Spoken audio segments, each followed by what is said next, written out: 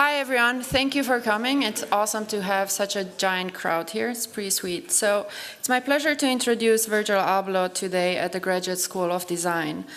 I met Virgil many years ago. We were working side by side on a pavilion for an immersive film experience in Cannes. And it was a very challenging project. On the one hand, due to the schedule, on the other hand, due to its technical complexity. And so a couple of nights right before the actual opening, one of the many and pretty important stakeholders was losing his patience, and he sent a rather aggravated email to Virgil. It was saying something along the lines of, what is happening here is crazy, we're trying to pull off a multi-million-dollar super complex project, it's the 11th hour, dramatic changes are being done, changes are still being made, the soundtrack isn't ready, neither the video, we're changing the architecture, this is all insane. And I remember Virgil's response being, I know, teamwork is dream work. But that attitude, that combination of clarity of vision on the one hand and audacity on the other hand, lies at the core of his nature and is certainly the kind of infrastructure that is both constantly identifiable in his work, and it's also what enables him to conquer the creative worlds at such an intense speed. Virgil is never not Virgil, and that constant is what allows him to seamlessly navigate the abrupt terrain between different territories, be it fashion, music, scenography, art, architecture, industrial or graphic design, performance.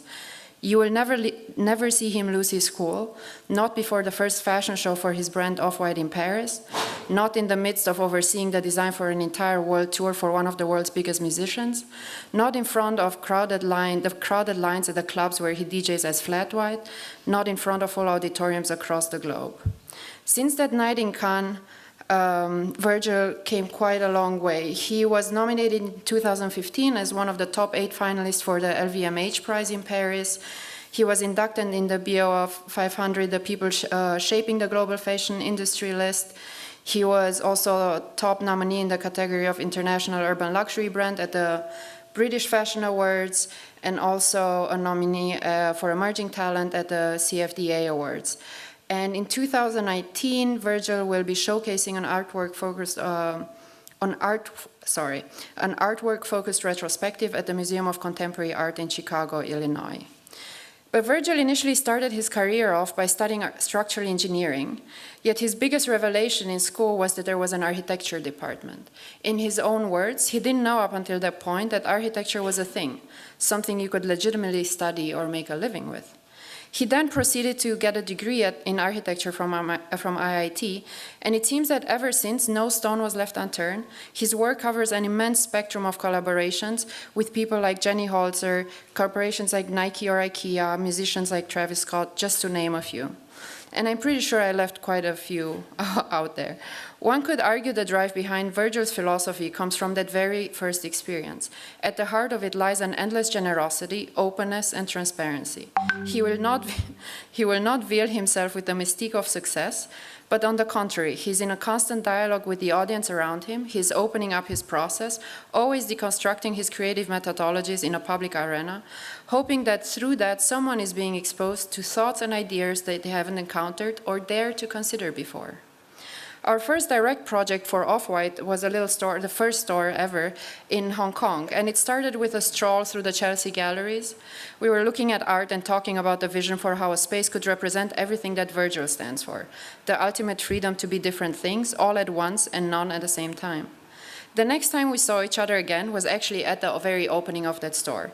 The entire process and communication, every single design decision over the span of over 6 months was done on text message. While it might sound terrifying to some, it was one of the smoothest processes I have encountered, and it speaks volumes about Virgil's ease to collaborate, as well as his skill to express ideas, because it requires a huge control of language to be able to communicate with precision in such a limiting medium. We did in fact make a book from the process since it had been so insightful too. Virgil may not be practicing architecture in a traditional sense, but he's an architect at a different scale, one that goes beyond the physicality of space, a realm that transcends any boundaries, centered around the core of pure creative freedom. Ladies and gentlemen, it's my pleasure to welcome at the Graduate School of Design, Virgil Abloh.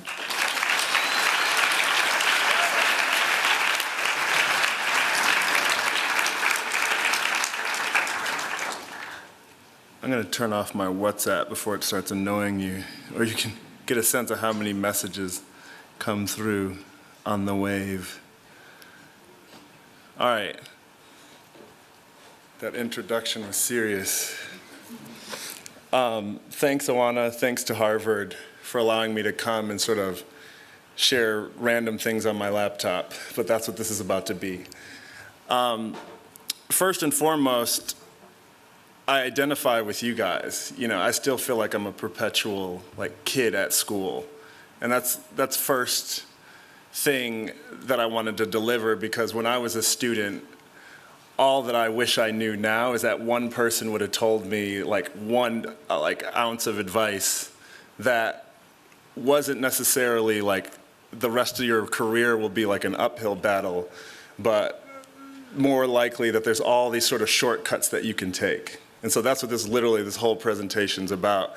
It's about shortcuts that I've learned through studying something super practical like engineering and architecture. But then in the outside world, there's all these sorts of caveats that you can use to sort of find your career choice that's not delineated by a single major or a single coursework that you're in. And in typical fashion, I'm super interested in doing what was inspiring to me the most when I was in school, is watching sort of famous architects present projects that were buildings built in far-off lands that looked pretty cool, in photographs, but instead, of course, as Awana mentioned, my work is sort of by nature cross-disciplinary, and it sort of lives outside the walls of architecture, but is the exact same line of thinking that I learned in school. So that's sort of the premise, and I'm just going to flip through and just showcase different things that Instagram basically doesn't have the capability to show. So basically, every project that I'm working on that I would never Instagram, I'm just going to start sharing now. IKEA, Nike stuff, get in trouble probably by some corporation in 2 seconds, but let's do it.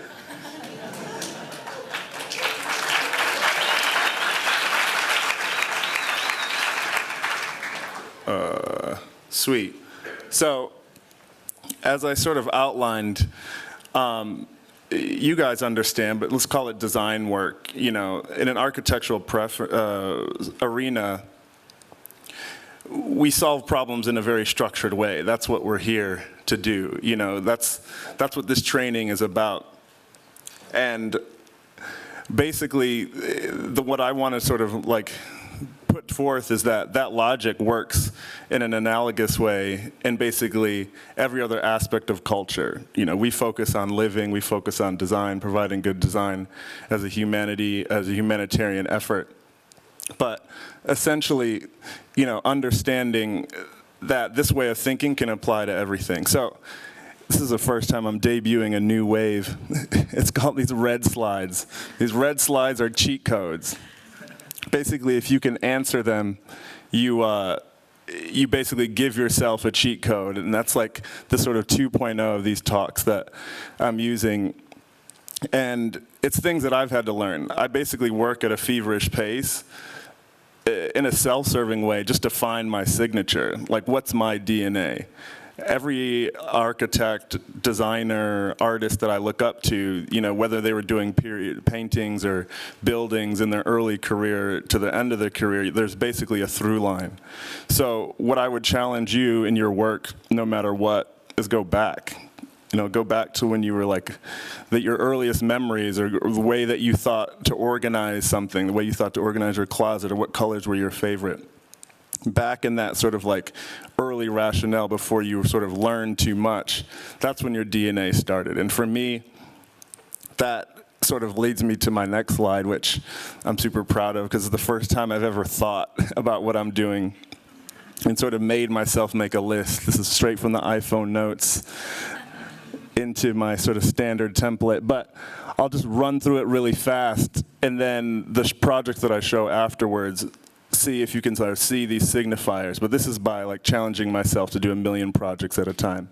I'm super obsessed with Duchamp, super obsessed with ready-made. You know, this idea that an artist overthought the game, you know, understood the parameters, provided something provocative, provided something that became a launch pad for other forms of art. And as you'll see in a slide later, it's important to recognize where we're at in the lineage of art movements. You know, especially now, I'm sure even in your class, you're trying to like challenge yourself to invent something new, try to be so like avant-garde that has zero place. Basically, that's impossible. You know, these are things that I figured out through working, is that we exist off the backs of many other things and iterations before us. So once you think about us as a collective, you then realize that we're all tracking towards the same direction. And that's where I think humanity underlies this word down here. And I'm sure it says design somewhere. So number 2 for me is obviously this thing that's probably getting a little bit tired, but get used to it because I'm going to keep using it. It's talking in quotes. It's basically humor. Like a couple people laughed, and that's literally the point of that tool, is to sort of insert humanity through conversation. You open up when you laugh. And obviously in our era where like vintage is more cool than like like a popular trendy item, it's just us being ironic, you know. Normcore, K-hole, that whole like rationale, it's real. That's you know, American Apparel, that whole thing is just the halo that we're in. So my way of doing that and trying to be the most Duchamp version of ironic is speaking in quotes, because it allows me to say 2 things at the same time, or be figurative and sort of precise. And I can basically design with a keyboard. I don't need Photoshop or anything else. So there's that. Then I have my sort of like 3% approach. Right now, I'm only interested in editing something 3% from its original form. I'm basically tired. I might be too old, but I found that I'm like, things are intriguing to me when they're like slightly edited, like these shoes.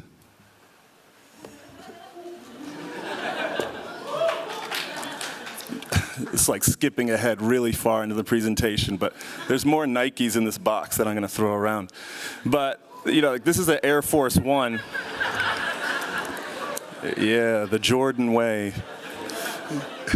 But, like, essentially, I got asked to do another Air Force One. This is like a new one. But I was only interested in restraining myself and only editing it 3%, because I don't want another shoe. I want to see something that makes me recognize the shoe that I already have, but it's a personal thing. Moving down, basically, you know, Off-White, it's like basically a shorthand, like pseudonym to remind me that I'm always just comparing 2 things, whether they're super dissimilar or they are actually like, you know, the same. It's just my shorthand to say, you know, between like luxury and streetwear, that's how I can decide if a dress is done or not, or if this t-shirt graphic is finished. It's an internal like measuring stick. And then number 5 is I love work in progress. It's another humanity thing. Once I realized that it's okay to not be a perfectionist, all of a sudden I can do a million things at once and like go to sleep at night. And I think it's important. I like look at other friends' work who are like super precise and perfectionist, and I realize if I'm just trying to be a perfectionist, that I'm not even thinking anymore. The sort of design process is just going on to find some sort of like space that ultimately actually looks like something else I've seen. And I think it's important to remember that your hand and your brain will tell you when something's finished, and then post-rationalize, make up something afterwards or whatever. Number 6, which is important to me, it's like, this goes back to like, do we need another shoe? Do we need another whatever? It's basically, an output for me has to have a reason to exist. You know, I think that's why we have like trash bins and recycling bins. It's like it's in our brain that like over-consuming is obviously not okay, but I think to us in this sort of design community, you know, we're the thinkers. We're the ones who are going to challenge all these sort of like generational decisions. But first, every output, does it need to exist? It's okay to say no in that context. And then number 6 is like, number 7 is one of the things that is a driving principle to me, is like that the tourist and the purist like meet somewhere. And that's basically what I love about coming to college towns, is because I remember being here. It's like, think about how much knowledge is in here, then think about how much knowledge is in Boston. It only, like you could almost, there's a metric, it lives in like these blocks, but there's real people in the world that benefit. And if we're not, at the end of the day, interchanging with that, then ultimately it's self-serving, as fun as design is. So that's, super important in my work. IKEA. So surreal. Basically, when they hit me up the first time, I swore they wanted me to DJ an event. I was like, I used to I had my team try to find like the emails, like, I want to do an IKEA project. This is like before like Hypebeast was like posting IKEA hats and all that. I was like, can you imagine? Not even in an ironic way. It's like, I'm you guys. Like, so I was like the architecture kid that was like making chairs because like class was so boring that I needed to like do something else. And I was like, oh, what if I could bring this sort of mentality that I was doing towards t-shirts to IKEA? And so this is my squad, all kids that I hired off Instagram that just came up to me and were like, hey, I know how to use 3D, whatever. I was like, cool, you're down. Like, this is us last week, so this is not even like old footage. This is, yeah. It's funny, this is IKEA Hotel. It's a crazy place. So I'm just gonna go fast because I got too many slides. But basically, the first project was designing like a living environment for a millennial, which is super cool. Like IKEA is, serves 2 billion people. Like, I'm still stuck on that metric. It's like, what Awana was saying, is like architecture I used to think was just like building buildings, but me navigating my way into this institution basically that provides furniture to like real people, like these are tourists. And to me, if I can bring an ounce of a new idea or an ounce of like an idea that I had when I was a student, that's already a win because it feels a little bit different. So as you can tell, that rug was racking my brain. Of course, it like looks super simple, but for me, it's pulling those like vocab words out of my own language and applying it. I love the idea of thinking about like the living room, that like you're not supposed to stand or use like certain furniture. Like just it looks expensive, so that's that. So like off-white balance. In a moment, here, this is a secret rug that you can't see at the bottom. Move past that. Here's, I challenge myself too. It's like, who actually has the luxury to have a rug that big? But it's amazing. IKEA represents democratic design, which is a whole philosophy which actually betters the earth and betters our consumption, and they make the best products that they can make. And to me, what's key is that they're affordable. Obviously, Off-White is its own thing. It's by design an own project, but it's important to me that things are attainable. That's why this lecture is free. But it's about the ideas, like, it's about the ethos, and that's why I'm excited to always share that. But, like this, I don't know how much it's going to cost, but definitely probably like under $50 maybe.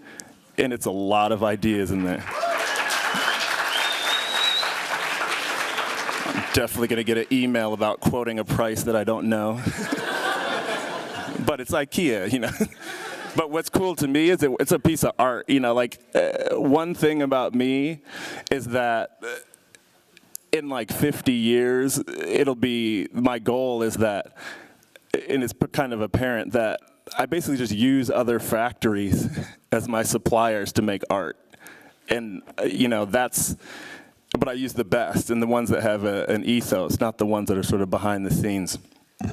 So, yeah, this I'm super proud of because it's an idea that's been realized and is coming out, I think, soon. And then again, it's like, you know, a millennial's apartment basically is like, you know, 30 pieces that I have to design, which is scary. It's probably the longest design project that I've ever sort of taken on myself, and a large part of that is because it's so permanent. You know, it's like a t-shirt is only gonna get like 5 wears or something like that, and then you're on to the next. You know, it's fashion. That's the whole premise, that it moves along faster, and there's a romanticism about that, which I love it, which is sort of my main occupation. But once you step outside of that square footage of your closet, think about how much you spend per square inch in your space. Like, your closet is like astronomical between the shoes, the hood, how many hoodies can you fit? You know, how many, you know, that idea, but then what about the rest of your place? And when do you actually make the conscious decision to buy a coffee table? Do you buy it out of necessity, or do you actually have an affinity for it?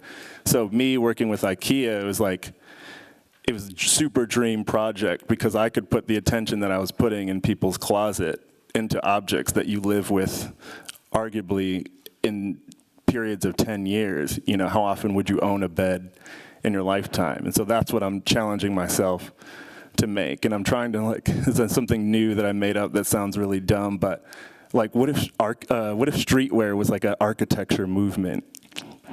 Like a movement within art, and that thing keeps on popping up, because I feel like, obviously we're in this like postmodernism sort of state, but to me, what streetwear, in quotes, means, it's just like using whatever means to make something that is impactful, make something super niche and that you're emotionally tied to. So, you know, as this IKEA project kept developing, there's one like secret element that I can't tell. I came up with this really good idea, but my lawyer freaked out, so I can't even show it, let alone talk about it. But through that, no, which is important. Every time you hear the first no, that's like a good sign, because that first no will always drive a really good second idea. And then keep that one for yourself. So what I did is I came up with this sort of figurative way of thinking about objects. I was like, what's the best invention in mankind, or whatever? And then, you know, just not even really Googling, just like using your own head. It's like you're in Wikipedia. I was, of course, like the wheel, right? Or fire, skip that, like the wheel. And then, you know, everyone's got all these like random Tumblr images on their laptop, or just like Googling. And I was like, of course, like the wheel is like an awesome invention, but whoever invented the doorstop was genius. Like this idea that, and like looking at this image, that these two like wheel chocks could stop a plane from taking off, that could go around the world, but except for these annoying like yellow blocks, can stop a Boeing 747 from going from here to Tokyo. And that's like post-rationalizing. I think that's indicative of my first idea that I really loved, that I can't make in that sort of realm. So inspired by this image is going to be basically the IKEA project is rooted in here. And it's that interruption. So these are early sketches. These are sketches only like a week old. This is after going to IKEA, trying to problem solve, but I'm trying to think of an aesthetic, and it's pretty similar in all my work. It's like when I started, I always think about one detail, and then I think about repetition to own it, because that's one idea. It's not about coming up with 60 ideas for one execution. So it's funny, IKEA itself hasn't seen these. The idea, to me, this is something I learned too, you know, you have to learn by making.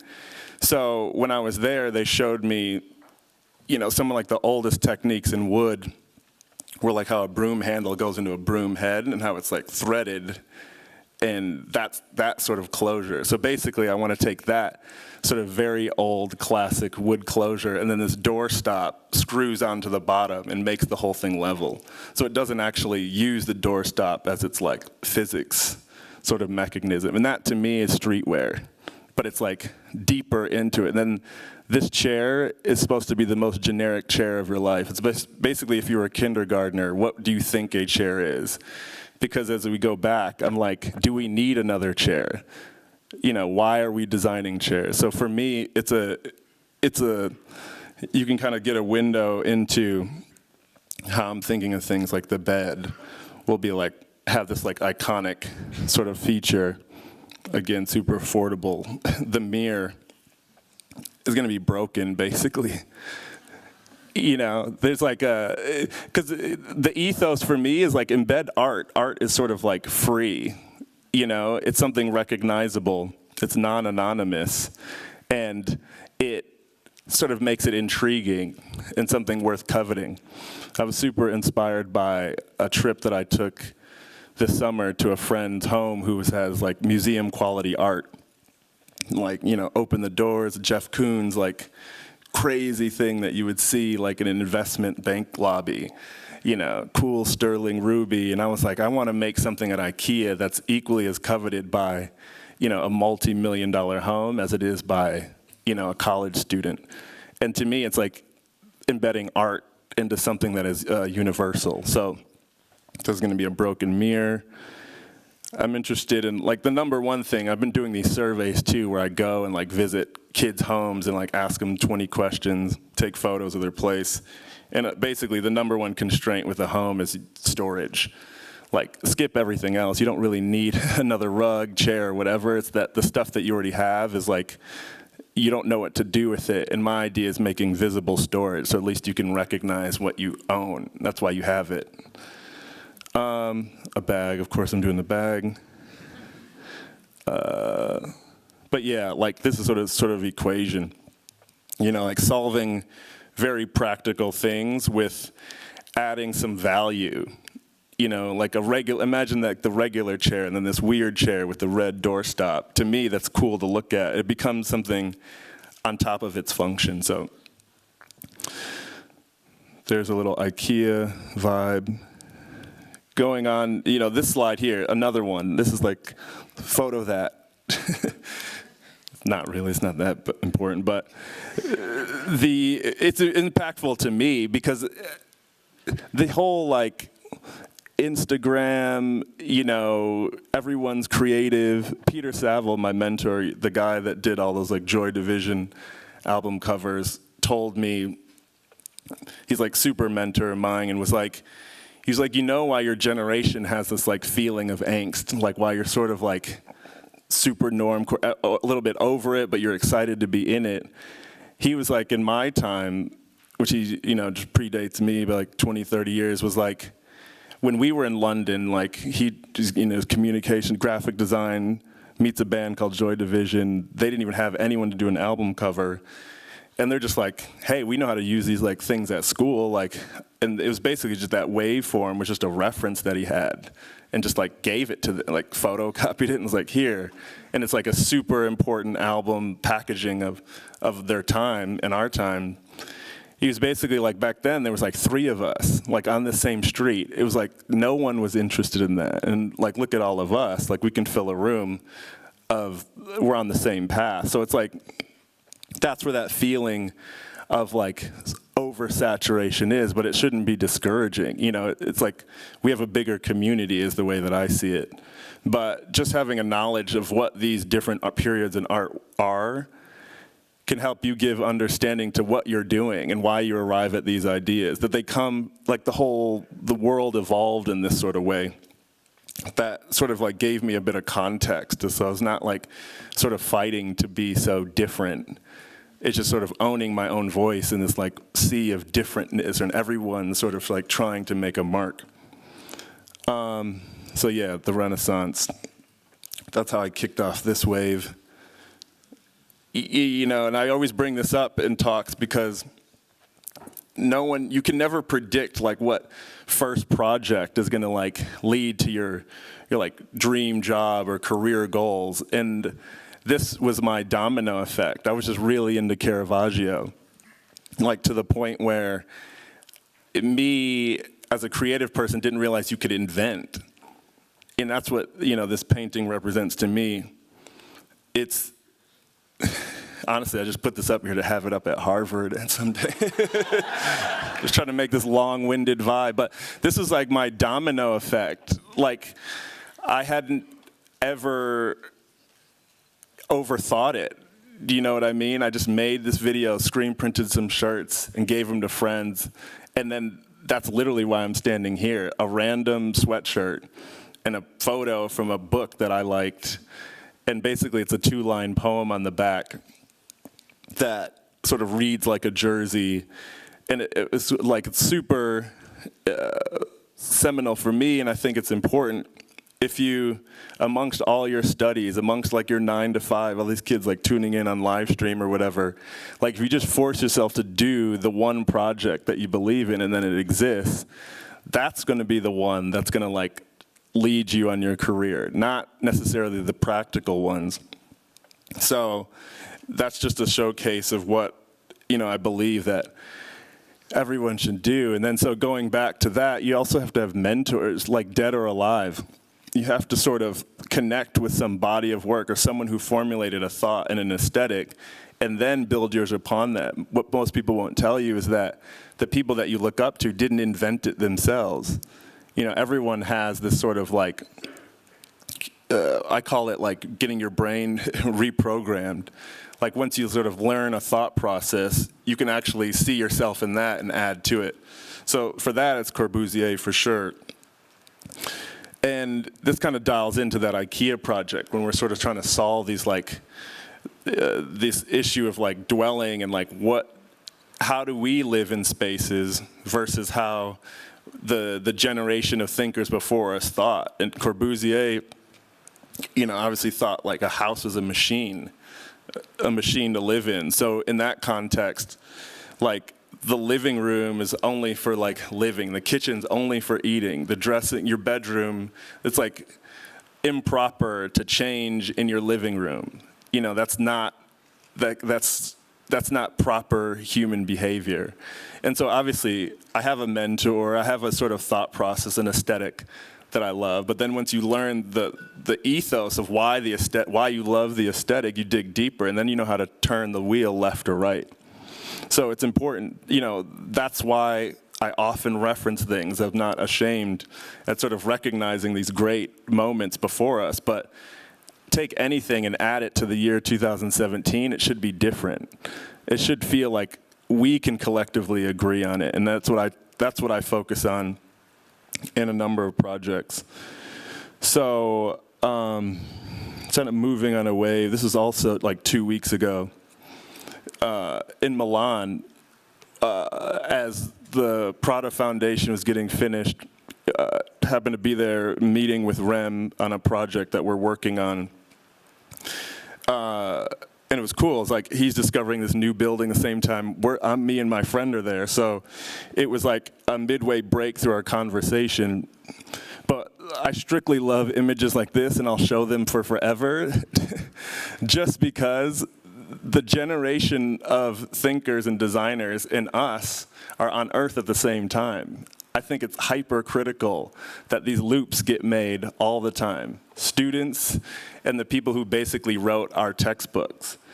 And I'll keep striving to do this and just have conversations. So we spoke, and we're getting in depth on obviously this idea, what he's working on obviously with the countryside, and that if half the world's population is living in cities, then what's happening in the countryside, and how I'm articulating that is what I see in our sort of dynamic. You know, I was just in Soho like an hour and a half ago. And it's like there's so many stores are closed. You know, it's like Palace, and there's like Mercer. The end of Mercer is like popping, but all these like vacant it's like literally half of downtown New York is just empty. And it's like, we have Amazon, we're not even shopping as much. Like, and me, I'm in fashion, so how I'm adopting to this whole idea of countryside, like how is that gonna change the sort of like hip relationship between cities and the countryside? Are kids now gonna like live in Montauk and then go into the cities on the weekend for entertainment? Like all you need a first floor retail for is basically eating. You know, you don't need to shop. People aren't even shopping in that pace. So the only reason why I bring up this sort of like divergent tangent is because this inspires like how you can design a t-shirt. It helps me think of like, do we need more chairs? So I would urge you guys always to think like abstract and big. You know, countryside to city is macro, but it's giving me perspective on how to tackle like other projects. Another like super important for me is like Donald Judd in terms of form. Like me personally, I'm trying to find, even though I know my aesthetic, but I'm interested in like the overall form that things are taking. And, you know, just another, like, I'm just putting these things out there for people who don't know to Google these names and read up on things besides Hypebeast, essentially. But, you know, this is a great quote, and it synergizes with Henrik, who's like a design leader on my IKEA team. He's another mentor of mine, and he made a good point that struck me. He said, we're at an age where design is just assumed. He's like, you don't notice that a door handle doesn't work until it's broke. He's like, but you forgot that it had been designed. So, you know, we're in a world where we just expect design, and obviously this room has a higher sort of penchant for what design is, but it's everywhere. And how can we as a collective make the outside, you know, tourists versus purists, make the outside world understand that design is something to be cherished. That's, to me, closer to quality of life than anything else. So, you know, I think it's just important to be mindful of these things as you're doing your student projects, or you're working on your like extracurricular, what your real passion project is drawing these links. All these things are just here as like mood board for tools for you guys to make your own list, like I had at the beginning. And then also, like, you know, this is a point of crossing boundaries. Just because you're a furniture designer doesn't mean you can't be an artist or culinary chef, etc.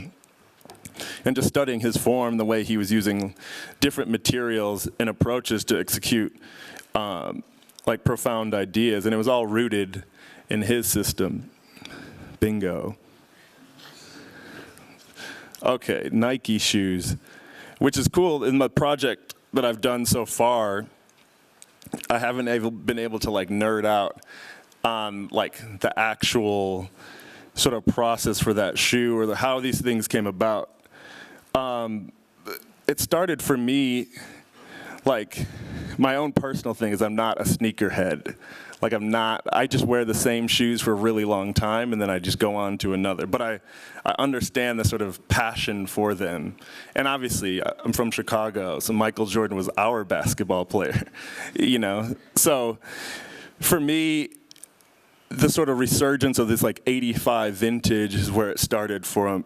And of course, like being entrusted with Nike to sort of reapproach 10 different icons, I took that like as like another major design project, not like a sort of, let's just color them up and put them back out into the market. Let's almost think about it like a student would, like how I would make a model of it. And I sort of challenged them to, it was like an ethos that I had. I thought Nike products, the only thing that I could add to the situation is that I felt that their products came out of a microwave because they were so good, you know? It's sort of naive, but they're like so perfectly put together. So this is the first Illustrator that I did myself where I was like, you know, I want to get the feeling of this, but something brand new.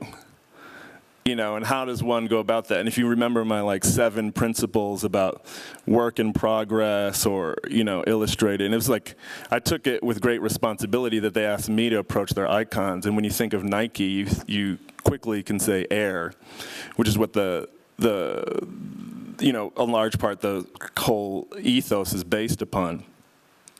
And I did like the naive question, curiosity thing as I grabbed one. And I was like, in this Air Jordan, is there an air pocket? Because it didn't say, you know, I couldn't see it. And this predates their technology to sort of open the window. So I just took an X-Acto knife and jammed it in the bottom, realizing that there was air. And I was like, I'm going to write air in my language so that it reinforces the sort of ethos. And then obviously this in process is how we ended up with like a half-made shoe. As Awana mentioned, like the iPhone is my tool. It's the only thing that I can have a conversation with you and work at the same time. So of course I do that too much. But yeah, WhatsApp is my favorite program of choice. And like, you know, this air, like the placement is all happening on my phone.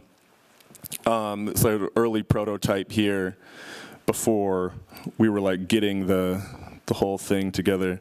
These are cool. Anyone from Converse here? A couple of kids. Oh yeah, see you. Sucks that you guys can't really properly see these. Do anyone know who Jim Joe is? He's the artist kid that did Drake's. He's like way important. He did many more things just besides that. But here's like a special edition he did. It's got a swoosh on it. This is the original design intention. It basically caused like a huge headache when I tried to pull this one off. My dream was that I love like if you could make impossible product, like product that doesn't seem like it would make it through like a legal department. That's like a ongoing thing. But since it was like what I thought the most important thing is it's Nike Inc. going across brands that they own, which is huge. So it's Air Jordan, that's a different company. Nike itself and Chuck Taylor, a company that they own, they're giving me 10 of them. So out of all 10, my dream was that you would do something that could only live within the 10 of those products. So if anyone wondered, that's why there's like this woven label that's here. It was another one of my get out of legal sort of issues. I had them cut it as if it was the same as on this one. There's another Jim Joe Air Force One of one art piece. Is my friend basically who inspires me. So I have mentors that are like dead. I have mentors that are 30 years older than me. But I have mentors that are like 10 years younger than me. And he's the friend of mine that sort of gave me the sort of nudge to just like write on things and sort of like don't be precious. And I think this embodies that to it. He like grabbed it and then just gave this back to me. And I was like, this is from Dover Street. He just took it off the shelf and like drew it and then put it back. And I was like, this is why I make stuff. You know, it's to sort of spark an idea. Like, I'll pass these around so you can guys like steal them and I'll find you for sure. Kid with the Og hat. Yeah. But I think it's important not to be precious. That's what this whole thing is. Like Nike, another dream project for me. And I was like, I have to hit this out of the park. And all the architecture kids can sort of catch a vibe. A lot of this is like model making. That's where this is at the same time that I came up with that whole putting sculpture on a bag. Where that was like just me finding sort of new space. And that's when I was like, you know, a shoe isn't a shoe to me. Like I'm not approaching it as a shoe. And I think maybe that's why I found a little bit of like open space is that I was just looking at it like an object. You can choose to wear it on your shoe. And that's kind of where sneaker culture had gone. Like these just sit above like kids' beds or they sit somewhere, you know, and they think they sit in boxes still. And I wanted to like feel like they were already used when you got them. They're still precious, but they seem like objects. So this is where the Presto came from. Kid named Matt Kilgore is like a genius. Nate Job and Rico is like a squad of kids, like in a shop, just like you guys probably have here. This is why the sole turned out this color. Is because this is just a 3D printed sole, and this is actually an Air Max 90 that's turned inside out that got jammed back into it. And I was like, stop. No one do anything else. It's done. To Nike, who's like, can make a spaceship, basically. So that shoe exists because we were just like cutting around and making this. So I'm proud of that vibe. Oh yeah, that's that little like cut.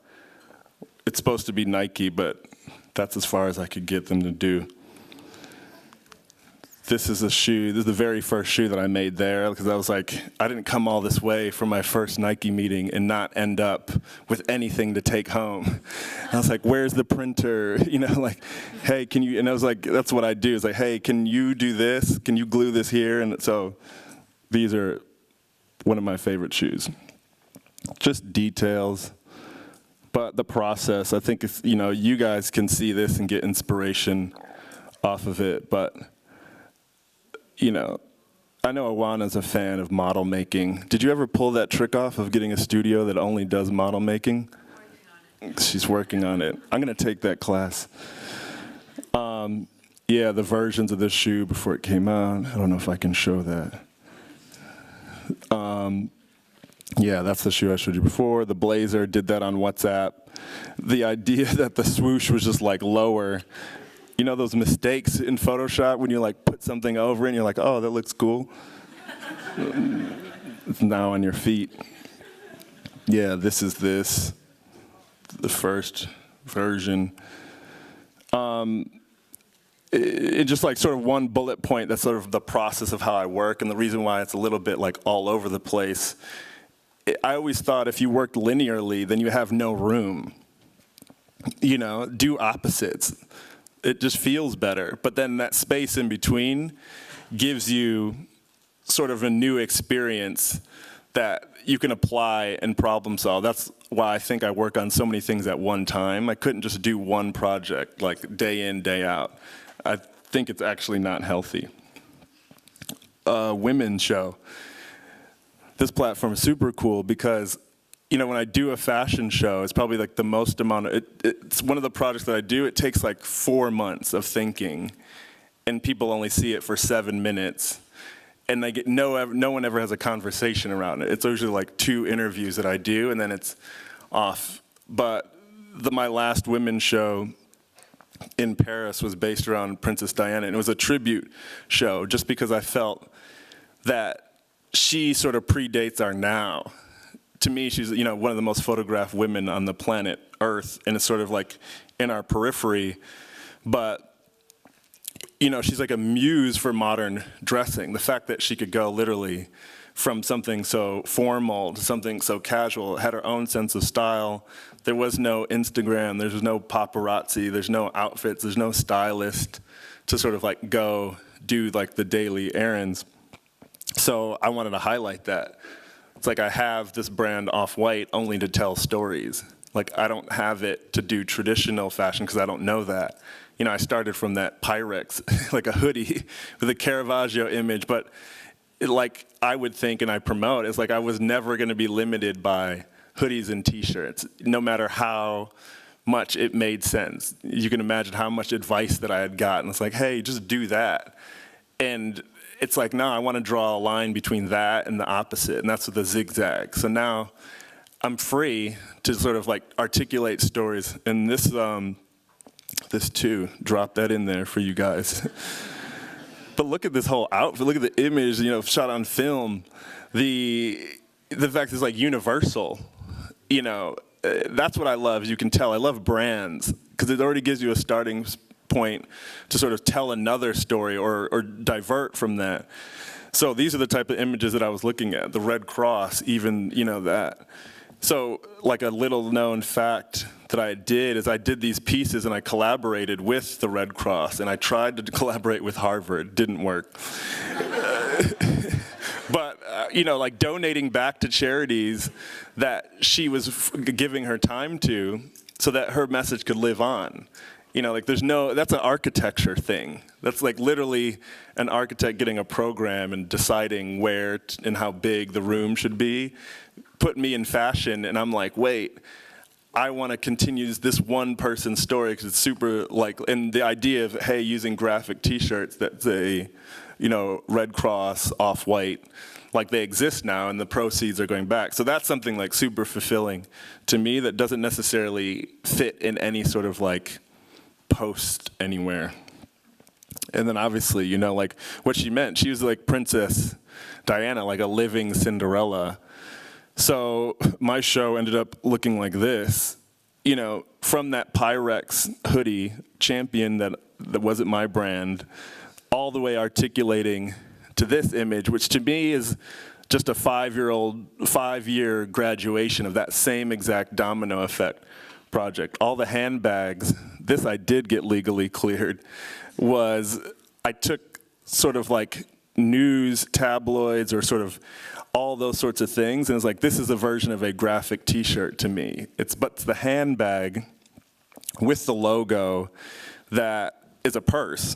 And the thought process was like one of the most advanced personal concepts for fashion to me is like, put this in 2017 if she was here with us, or the idea of people who live with paparazzi images of themselves. What's the one thing that like a paparazzi mag might not do is promote a competing organization, which was the whole ethos behind these handbags. Was like, you know, this is streetwear, my sort of art movement that I'm trying to claim as something advanced, but the idea to me that they make you laugh, it's got that tinge of irony in it, it's got that feeling like it's juxtaposing something else, and it's not limiting me to the sort of streetwear 1.0, but that I can tell this narrative in a far off different space. So these are just images from the show. This is derived from a tiara. Obviously, no one's gonna wear one of those in a modern context. So I was like, let's put it on the feet. You know, let's reimagine what high heels are. I did these all with Jimmy Choo. Gotten a little bit of trouble for doing this.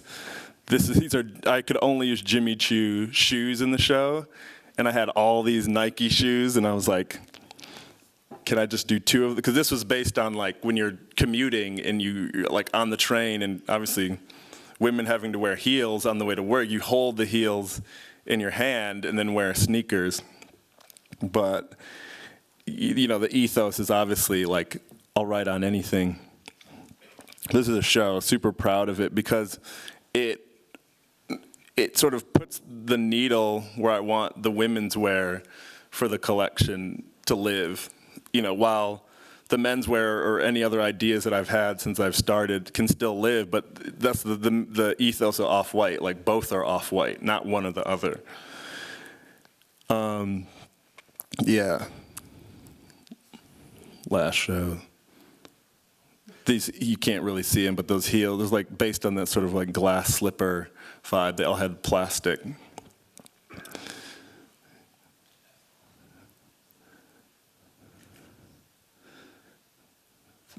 Yeah, that's it. That like, you know, they become objects again. And that's, you know, I show these images because like you guys might be in your studios thinking that like, and it's not bad, like I still practice architecture, not at the same pace or sort of point, but your ideas are analogies, you know? So like your thought process could apply to something else that you might not even be thinking of, but hopefully you see something like this and it's like, oh, it's okay to sort of veer off and like to send a random email to a heel company or a random one to an eyeglass, Warby Parker or whatever. Before you know it, you'll be realizing ideas in different spaces, and that can inform what you're all about. Yeah, streetwear. So yeah, again, you know, one of the later epiphanies that I've been having is that even in conversations, like an analogy is something that works for us in a design sense. You can use these same tools in different mediums and arrive at different results. So keep that in mind. Yeah. Of course, rap music. Oh, shit, okay. So in that same vein of analogies, of course, I can't limit myself to just like IKEA or Nike. But really, the idea behind this video, Lil Uzi asked me to direct his music video, and it might be different for you guys, but my immediate reaction to anyone asking me anything is yes. And then I'll think about it, and usually I won't say no, but 9 times out of 10, I should probably be like, oh, I'm busy or whatever, but I just say yes. And he had asked me to direct this video, and I was like, yeah, let's do it. and I hadn't even had the idea, like the full idea yet, but I know what my 7 principles are of like this in-process thing. It's my signature. It's the way that like I realize concepts. So we shot this. This is the second video I've ever shot. The first one was Fashion Killer with A$AP Rocky and Rihanna. It was like a long time ago. Proud of that too. All videos that I've shot take place in the Mercer Hotel, which is just random, but it's a fact. But this is like the director's edit that I made, which is like the purest form of the idea, basically before the record label adds like a bunch of jazz. But it's to showcase that, hey, if I'm asked or there's an opportunity to exist, it's not about building a building, sending a graphic for this, or, oh, I only do that. It's like, keep that door open, and then you can make new works of art in different spaces. So my way of like capturing this sort of like in-process moments that I put myself in the process. So there's like 2 points of view of this same sort of narrative. The reason why I showed the Princess Diana sort of project in this one is that I'm touching on the sort of like same social commentary part. It's like works of art that are distinctly made now influenced with our penchant to like something, or like see photos and press something. That, you know, Princess Diana, that's like literally the world that she lived in by being the most photographed. Or the sort of like energy that happens outside Prince and Mercer when there's like famous people on the street, and then they just go through this like mythical door, and then no one sort of breaks that barrier. So this video was about that. Like, you can't, I'm not gonna promote that, but basically, like, when those lines get crossed, and like that's what this was. It was like me just traveling from the street through to, you know, like making it all the way up to like this hotel room, but telling that like modern narrative story that people want to sort of know more and get all the way up close to that information or synergy, just hang out with their favorite rap star or whatever. That line, what does it look like once that sort of barrier has been broken? So, you know, this sort of like video takes place, you know, this like figurative, all my friends are not alive wave. Yeah, but films, you know, like moving imagery is such a good thing on the mood board. Not all mood boards should be like Tumblr images. Yeah, that was the end. Got fined $3K for the blood.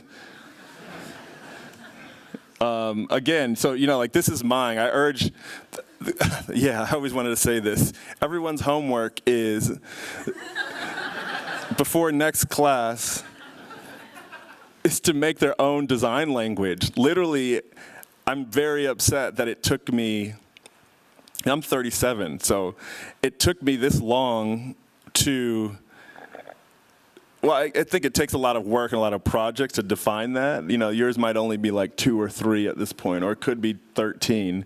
But it's like it's like, why work? You know, like, what are you working towards?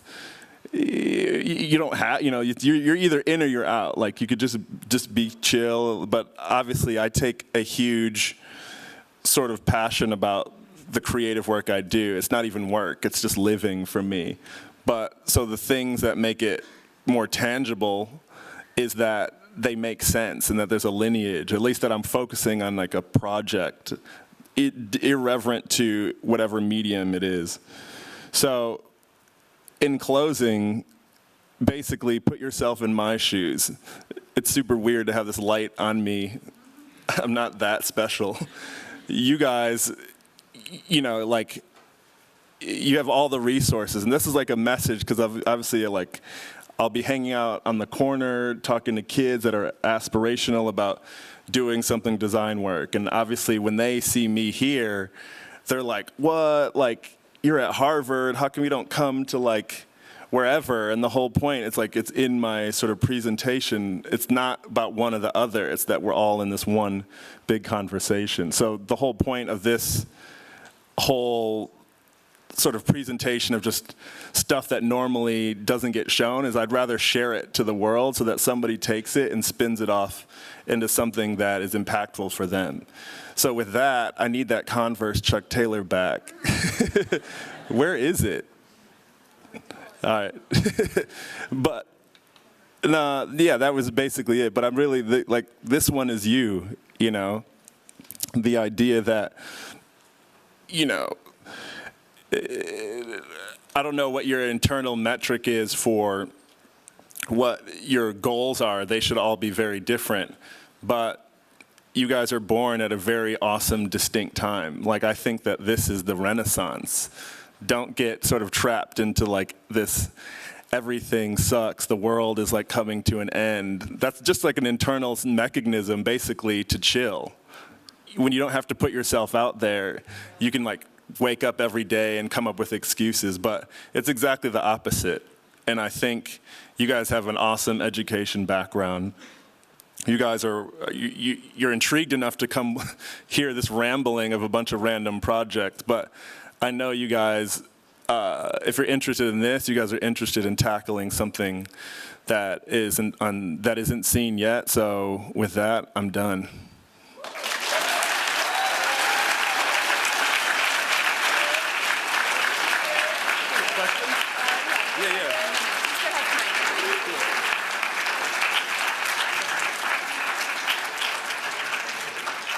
We'll have about 10 minutes for questions, if you guys have any. There's 2 people with mics running.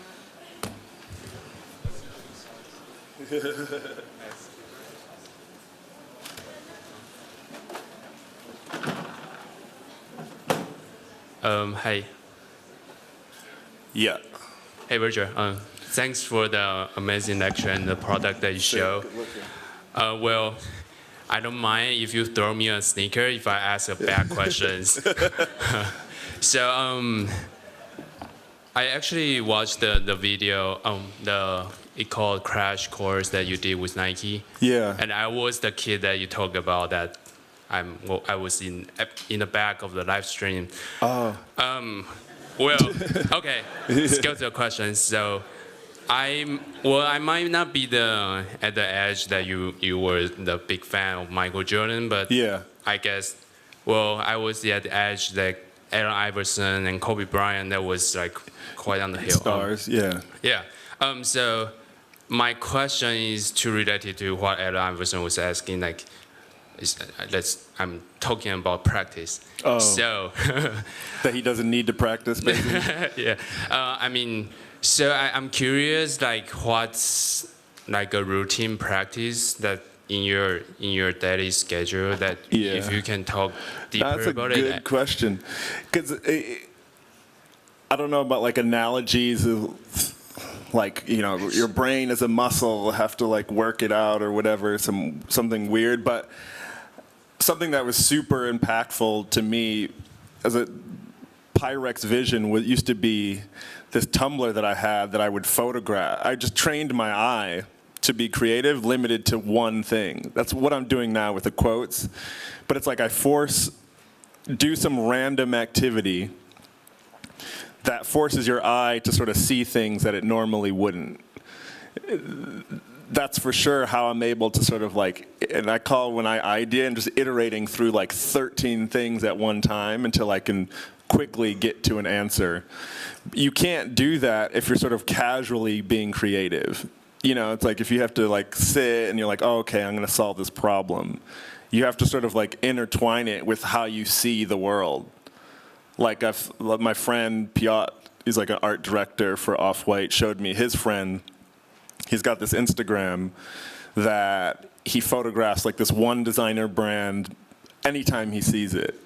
So the whole Instagram, so what it's done is it's trained his brain while he's like casually doing something else. If he sees like, oh, a black Chanel bag, like just shoots it. And then all of a sudden it's like this running sort of creative side. And I think if you want to find like new space, if you want to sort of like get to another crescendo of design and having your brain figure out how to aesthetically put together something, you have to do it often. And that's what I found myself. Yeah. Good, I guess. What's up, Virgil? My name is Peter from Mathematic Athletics. You mentioned having mentors, especially dead ones. I'm trying to figure out what's the best way, and not like no sorcery stuff. Like, are you communicating? Like, what type of questions are you asking? Like, that you're asking, mentors in the past that are no longer here. For me, the number one before getting into like the nuance is why. I can think it's like, why do we love rock and roll graphics or something? Like, why do we love hoodies? Why do we love designer something? And or that sort of gets the first nuance as to like the ethos.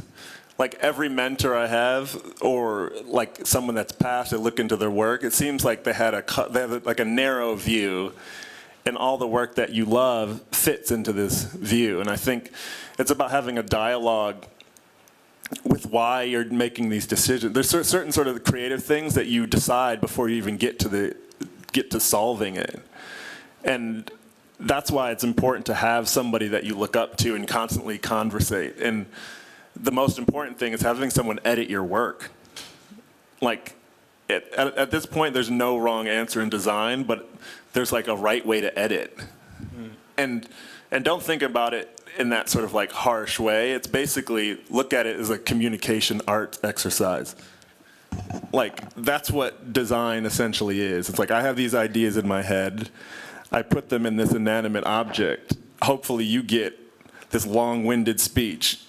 And what I've done is, since I've made it my sort of practice, that whole long 90-page sort of presentation was I just gleamed out of those 7 bullet points. So you guys got the cheat code, but like this shoe is like so many details through that you can maybe get it. And that's probably why our conversation with all you guys that I haven't met, but if you see the shoe, we're sort of like halfway talking. And then I listed off like 6 mentors, So in a nutshell, that's like literally my whole brain on display. Okay, last question. Yeah. What would you describe your defining moment, like your aha moment as a designer? Yeah, it was the fact that there is no aha moment. That's the one that tripped me up the most. I still, to this day, am reluctant to call myself a designer because I believe that designers didn't look like me, which is like a deeper, that's like a bar. like rapper, like Quavo comes up with it, he's like, oh, shit. But that was my biggest hurdle, and that's what I mean to tell. That's the only, that's the main message that I'm delivering, is that most of these hurdles are self-imposed as designers. Like, they literally don't exist. There is no failure. Failure is like as real as like Halloween ghosts. Do you know? And as a designer, I was always like, I literally was like, oh, I'm just gonna work in an office. I'm gonna work and be an assistant to like a bigger firm in architecture. And then on the weekends, I was gonna DJ and be into Supreme shirts or something like that, and go to like Travis Scott shows or something. I was like, that's what life is, 9 to 5. And then the aha moment was like, wait, I can just put work out, and if it's good, it works. If it's bad, no one notices, then I can just get better at it. And then I could run into a friend or a brand and be like, hey, I got an idea, And so that's the reality. That's what I flew in peace out. The cool kids are out. But that's the reality that, I wanted to fly here. And it was really Awana's, like, our text message is really good, but she had the foresight. But I wanted to just come and just say those few things, and then hopefully you guys run with it. Thank you. Yeah. Hey, Virgil. Yeah. So 2 quick questions. Actually, statement first. I have a shirt for you.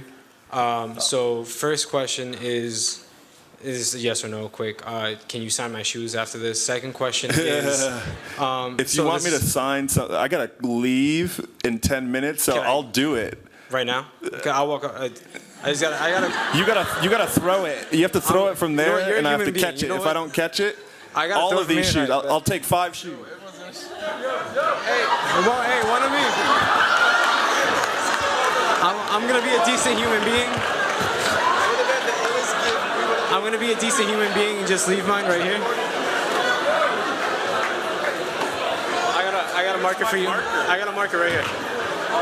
I got one for you. No, this is gonna keep going. I got Is the one for mic you still right on? Somebody make a video of this, because I'm just gonna use for.